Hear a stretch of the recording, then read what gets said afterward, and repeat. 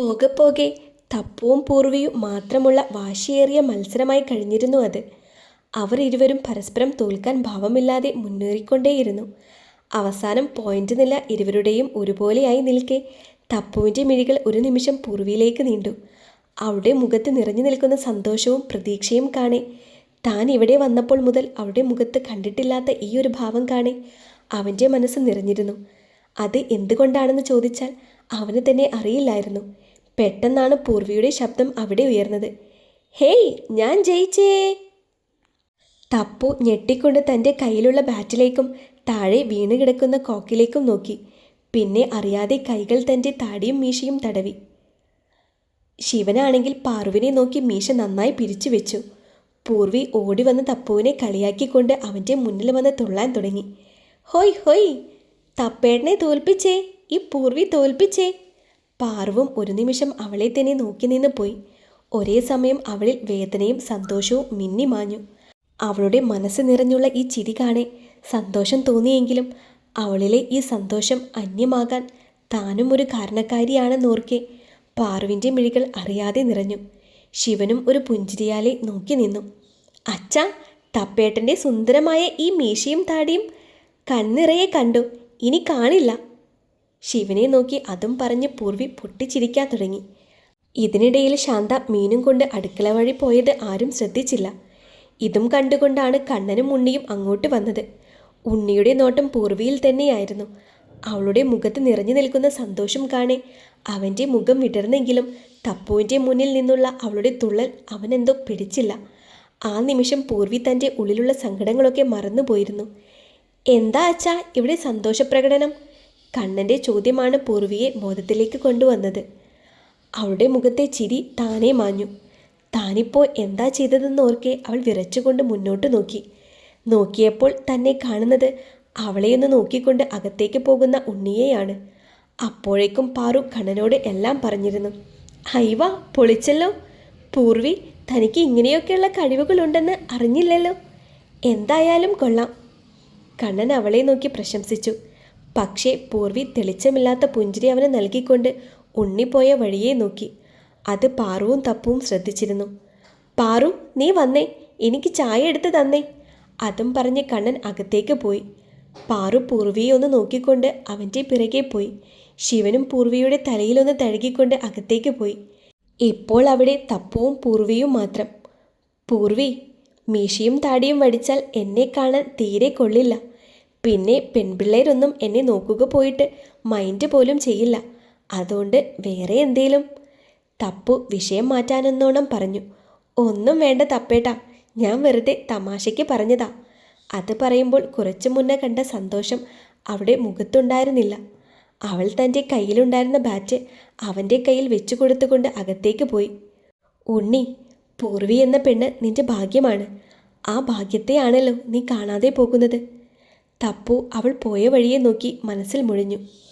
പൂർവി കിച്ചണിലേക്ക് പോകുമ്പോൾ തന്നെ കേൾക്കുന്നത് യശോദ എന്തൊക്കെയോ പിറുപിറുക്കുന്നതാണ്. അവൾ അത് കാര്യമാക്കാതെ വേഗം ചെന്ന് ഒരു ഗ്ലാസ്സിൽ വെള്ളമെടുത്ത് കുടിക്കുന്നേരമാണ് യശോദയുടെ കടുപ്പിച്ചുള്ള നോട്ടം അവളിലേക്ക് എത്തിയത്. ഓ, വന്നോ? തുള്ളാട്ടം കഴിഞ്ഞ്? അത് കേൾക്കെ പൂർവി വെള്ളം കുടിക്കുന്നത് നിർത്തിക്കൊണ്ട് അവരെ നോക്കി. നീ എന്നെയും എൻ്റെ മോനെയും നാട്ടുകാരെ കൊണ്ട് പറയിപ്പിച്ചേ അടങ്ങൂലേ? നീ മിണ്ടുന്നതിനേക്കാൾ ഭേദം മന്ദബുദ്ധിയെപ്പോലെ മിണ്ടാതിരിക്കുന്നതായിരുന്നു. മന്ദബുദ്ധിയെന്ന് കേൾക്കെ പൂർവിക്കാതെ വല്ലാതെയായി. എൻ്റെ മക്കളെ കൊണ്ടില്ലാത്ത തലവേദന ഇപ്പോൾ നിന്നെക്കൊണ്ടാണ്. എങ്ങനെ നോക്കിയാലും നിന്നെക്കൊണ്ടുള്ള പരാതിയെ എനിക്ക് കിട്ടുന്നുള്ളൂ. അത് കേൾക്കെ പൂർവിയുടെ മിഴികൾ നിറഞ്ഞു വന്നു. അമ്മേ, അതിന് ഞാനൊന്നും ചെയ്തില്ലല്ലോ. അത് പറയുമ്പോൾ അവളുടെ ശബ്ദം ചിലമ്പിച്ചു പോയി. അയ്യോ, നീയൊന്നും അറിയില്ല. എന്നിട്ടാണോ പുറത്തുനിന്ന് ആൺകുട്ടികളെ പോലെ തുള്ളിച്ചാടിയത്? നീ എൻ്റെ മോൻ്റെ ഭാര്യയാണെന്ന് ഓർക്കണ്ടേ? നാട്ടുകാർ കണ്ടാൽ എന്താ വിചാരിക്കുക? ഉണ്ണിയുടെ ഭാര്യ നന്നായി സംസാരിക്കുന്നുണ്ടല്ലോ. ആ ലണ്ടനിൽ നിന്ന് വന്ന പയ്യനോട് കൊഞ്ചിക്കുഴയിലും തുള്ളിച്ചാട്ടവും എന്താ കഥ? നമ്മളോട് സംസാരിക്കാനേ അവൾക്ക് മടിയുള്ളൂ അല്ലേ? അത് ശാന്ത എൻ്റെ മുഖത്ത് നോക്കി പറഞ്ഞപ്പോൾ എൻ്റെ തൊലി ഉരിഞ്ഞു പോയി. യശോദ ഒരു വെറുപ്പോടെയായിരുന്നു അത് പറഞ്ഞത്. അതും കൂടി കേൾക്കെ പൂർവി കരഞ്ഞുകൊണ്ട് മുകളിലേക്ക് ഓടിയിരുന്നു. യശോദ അത് കാര്യമാക്കാതെ വീണ്ടും ചെയ്യുന്ന ജോലി തുടർന്നുകൊണ്ടിരുന്നു. ഇത് ചുമരിനപ്പുറത്ത് നിന്ന് കേട്ട പാറുവും വല്ലാതെയായി. പൂർവി ഓടി വന്നത് അവളുടെ റൂമിലേക്കായിരുന്നു. അവൾ റൂമിലേക്ക് വന്ന സമയം തന്നെയാണ് ഉണ്ണി ഫ്രഷായി ബാത്റൂമിൽ നിന്ന് ഇറങ്ങിയത്. അവനെ കാണെ അവൾ ഓടിച്ചെന്ന് അവനെ ഇറുകെ കെട്ടിപ്പിടിച്ചുകൊണ്ട് പൊട്ടിക്കരഞ്ഞു. അവളുടെ പെട്ടെന്നുള്ള പ്രവൃത്തിയിൽ അവൻ പുറകോട്ട് വെച്ചു പോയെങ്കിലും അവൻ അവിടെ തന്നെ ഉറച്ചു നിന്നു. അവൻ ആവലാതിയോടെ അവളെ തന്നിൽ നിന്ന് അടർത്തിക്കൊണ്ട് കാര്യം തിരക്കി.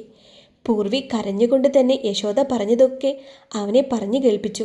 അത് കേൾക്കെ അവളിലുള്ള അവൻ്റെ കൈകൾ അഴഞ്ഞിരുന്നു. അതറിയെ അവൾ നിറഞ്ഞ മിഴികളാലെ അവനെ നോക്കി. നോക്കു പൂർവി, എൻ്റെ അമ്മ മറ്റുള്ളവരുടെ വാക്ക് കേട്ട് പറയുന്ന ഒരമ്മയല്ല. എനിക്കറിയാം നിനക്ക് എന്നെയും എൻ്റെ വീട്ടുകാരെയും ഇഷ്ടമല്ലെന്ന്. എന്ന് കരുതി ഇല്ലാത്ത കാര്യങ്ങളൊന്നും പറഞ്ഞുണ്ടാക്കരുത്. എന്നെ നീ എന്ത് വേണമെങ്കിലും പറഞ്ഞു, പക്ഷേ എൻ്റെ വീട്ടുകാരെക്കുറിച്ച് പറഞ്ഞാൽ ഞാൻ സഹിച്ചെന്ന് വരില്ല. അവളെ നോക്കി ഗൗരവത്തോടെ പറയുമ്പോൾ അവനിൽ മുന്നിട്ട് നിന്നത് അവൻ്റെ വീട്ടുകാരോടുള്ള സ്നേഹം മാത്രമായിരുന്നു. അപ്പോൾ ഞാൻ ഉണ്ണിയേട്ടൻ്റെ ആരാ? അവൾ ചുണ്ടുകൾ കടിച്ചു പിടിച്ച് കരച്ചിൽ നിയന്ത്രിച്ചുകൊണ്ട് ചോദിച്ചു. നീ എന്താ ഇങ്ങനെയൊക്കെ ചോദിക്കുന്നത്? നീ എൻ്റെ ഭാര്യയല്ലെന്ന് പറഞ്ഞോ? എനിക്ക് എൻ്റെ വീട്ടിൽ പോകണം. എന്നെ ഒന്ന് കൊണ്ടുവിടുമോ? ആ നേരം അവളിൽ നിന്ന് ആ ഒരു മറുപടിയാണ് വന്നത്. പറ്റില്ല, ഇപ്പോൾ നീ വീട്ടിലേക്ക് പോകണ്ട. എനിക്ക് പോകണം. എനിക്ക് ഇവിടെ നിൽക്കാൻ വയ്യ. പ്ലീസ് ഉണ്ണിയേട്ടാ, കുറച്ച് ദിവസം എൻ്റെ വീട്ടിൽ പോയി നിന്നോട്ടെ. വേണ്ടെന്നല്ലേ പറഞ്ഞത്? അവൻ ഇത്തിരി ദേഷ്യത്തോടെ തന്നെയാണ് പറഞ്ഞത്. എനിക്ക് പോയേ പറ്റൂ.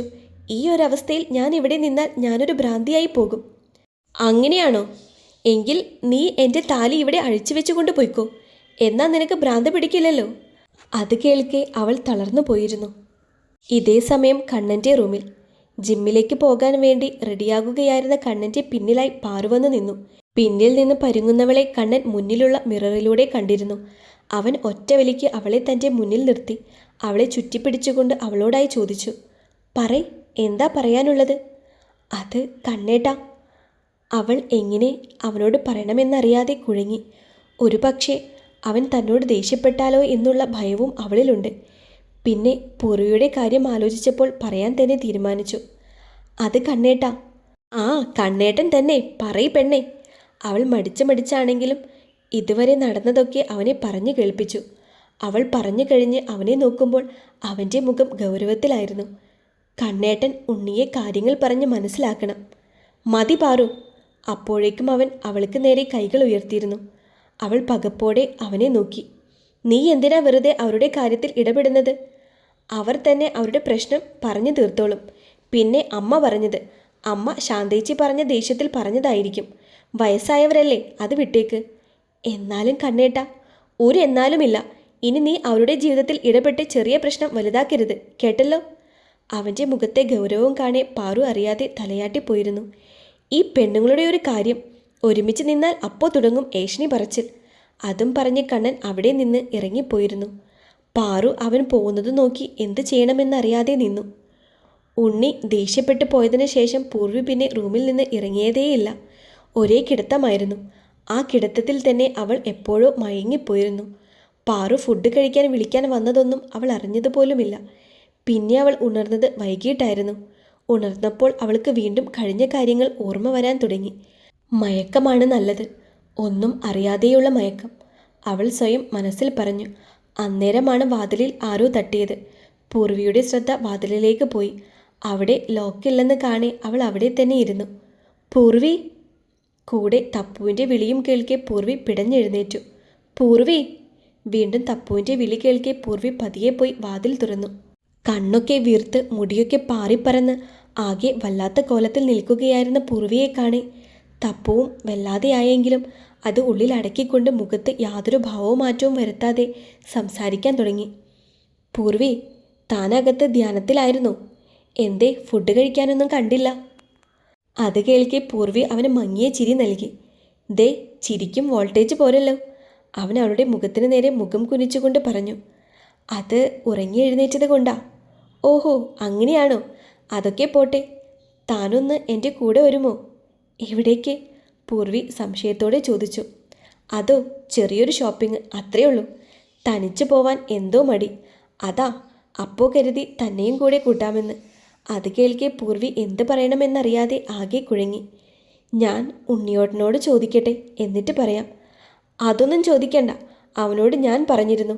അവന് നിന്നെ കൂടെ കൂട്ടുന്നതിൽ ഒരു പ്രശ്നവുമില്ല. പക്ഷേ അത് കേട്ടിട്ടും ഒരു മറുപടി കൊടുക്കാൻ കഴിയാതെ പൂർവി മടിച്ചു നിന്നു. കാരണം അവളുടെ ഉള്ളിൽ യശോദ എന്ത് പറയുമെന്നോർത്ത് പേടിയായിരുന്നു. എന്താടോ ഒന്നും പറയാത്തെ? അവളുടെ മറുപടി കാണാതെ വന്നപ്പോൾ അവൻ വീണ്ടും ചോദിച്ചു. അത് അമ്മയോടും കൂടെ ചോദിച്ചിട്ട്. ഓ, അതാണോ കാര്യം? അവരൊക്കെ എന്നോടൊപ്പം വന്നില്ലെങ്കിലേ എന്തേലും പറയുകയുള്ളൂ. തനിക്ക് അത്രയ്ക്കും നിർബന്ധമാണെങ്കിൽ ഞാൻ ചോദിച്ചോളാം. അപ്പോൾ ഓക്കെ അല്ലേ? അത് കേൾക്കെ അവൾക്ക് ചിരിയാണ് വന്നത്. അവന് ഇവിടെയുള്ളവരുടെ സ്വഭാവം ശരിക്കും അറിയില്ലെന്നോർത്ത്. തപ്പു തന്നെ യശോദയോട് പൂർവിയെ കൂടെ കൂട്ടാനുള്ള സമ്മതം വാങ്ങിയിരുന്നു. തപ്പു യശോദയോട് ചോദിക്കും നേരം പൂർവി അവരുടെ മുഖം നോക്കാനേ പോയില്ല.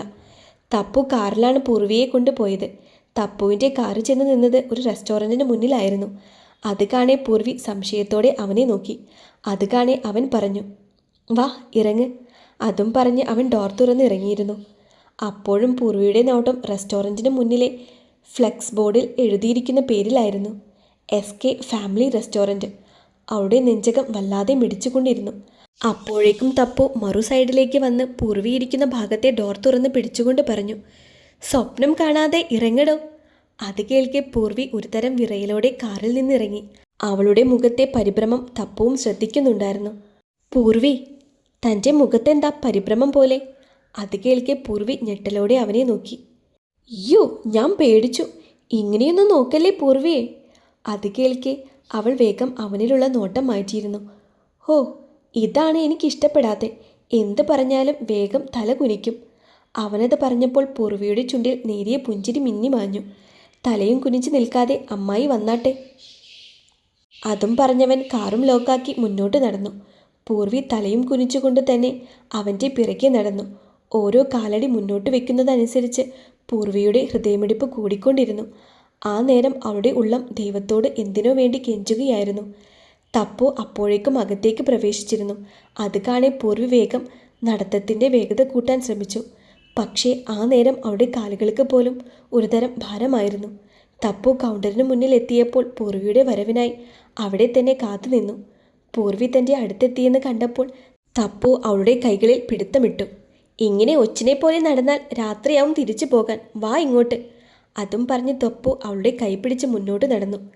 താൻ ആരെയാണോ പ്രതീക്ഷിച്ചത് അയാളുടെ സാമീപ്യവും ശബ്ദവും കേൾക്കുന്നില്ല എന്ന് കണ്ടപ്പോൾ പൂർവിയിൽ നേരിയ ആശ്വാസം നിറഞ്ഞു. പക്ഷേ ആ ആശ്വാസം കുറച്ചു നേരത്തേക്ക് നീണ്ടു നിന്നുള്ളൂ. പെട്ടെന്നാണ് തപ്പു അവളുടെ നടത്തം വേഗത്തിലാക്കാൻ വേണ്ടി കുറച്ച് ശക്തിയോടെ അവളുടെ കയ്യിൽ പിടിച്ച് വലിച്ചത്. ആ വലിയിൽ താഴോട്ട് നോക്കി നടന്ന പൂർവി ആരുടെയോ നെഞ്ചിൽ ചെന്ന് ഇടിച്ചിരുന്നു.